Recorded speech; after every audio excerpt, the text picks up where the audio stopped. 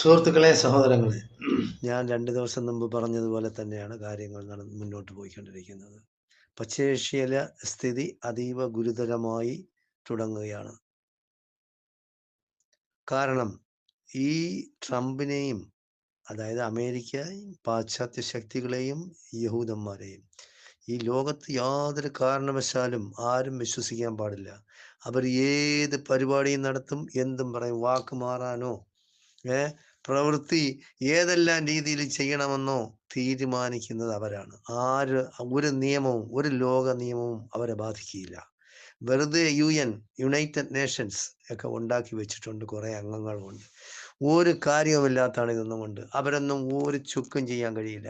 അമേരിക്കയും ഇസ്രയേലും പാശ്ചാത്യ രാജ്യങ്ങളും എന്ത് നിശ്ചയിക്കുന്നു അത് ഈ ലോകത്ത് നടന്നു കാണാൻ ആഗ്രഹിക്കുന്നവരാണ് അവിടെയുള്ള ഭരണാധികാരികൾ എന്ന് പറയുന്നത്. അപ്പോൾ അനാവശ്യമായ ഒരു യുദ്ധത്തിലേക്ക് ഗൾഫ് മേഖലയും തള്ളിവിടാനായിട്ടാണ് ഇവരുടെ ശ്രമം.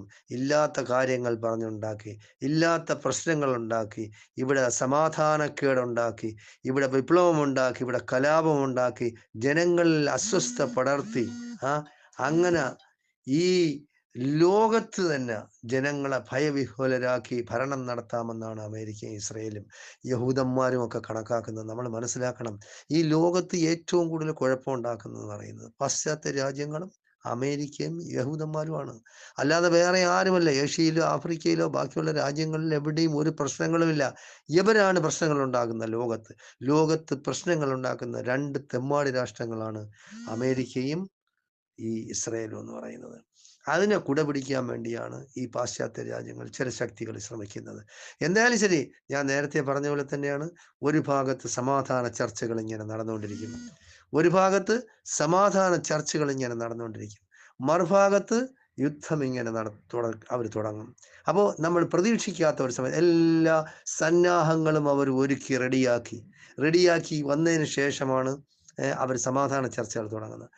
നമുക്ക് ഇങ്ങനെ ചെയ്യാം, അങ്ങനെ ചെയ്യാം. ഇനി ഏതെല്ലാം തരത്തിൽ അവർ ഡിമാൻഡ് ചെയ്യുന്ന ആവശ്യങ്ങൾ, അവർ ചെയ്യുന്ന ഏതെല്ലാം രീതിയിലുള്ള ആഗ്രഹങ്ങളാണ് അവർക്ക് നടത്തേണ്ടത്, അതെല്ലാം ഇറാൻ അംഗീകരിച്ചാലും ശരി, ഉറപ്പാണ് അടിക്കുമെന്ന് ഞാൻ പറഞ്ഞതാണ്. അപ്പൊ അതുപോലെ തന്നെയാണ് അവർ യുദ്ധത്തിന് സന്നാഹമാണ്. അതിന്റെ തുടക്കമാണ് ഇപ്പം നടന്നിരിക്കുന്നത്. എന്തായാലും ശരി, ഗൾഫ് മേഖലയാകെ കുഴപ്പത്തിലാവും, സാമ്പത്തിക രംഗമാകെ താറുമാറിലാകും. എത്രയോ വിദേശ രാജ്യങ്ങളിലുള്ള ആൾക്കാർ ഈ ഗൾഫ് രാജ്യങ്ങളിൽ ജോലി ചെയ്ത് അവരുടെ കുടുംബം പുലർത്തുന്നു, അവരുടെ രാജ്യത്തിന്റെ സാമ്പത്തിക നിലയെ മെച്ചപ്പെടുത്തുന്നു. അതെല്ലാം ഒരു നിമിഷം കൊണ്ട് തകർക്കാനാണ് ഈ അമേരിക്കയും യഹൂദന്മാരും ശ്രമിക്കുന്നത്. യാതൊരു കാരണവശാലും ഗൾഫ് രാജ്യങ്ങൾ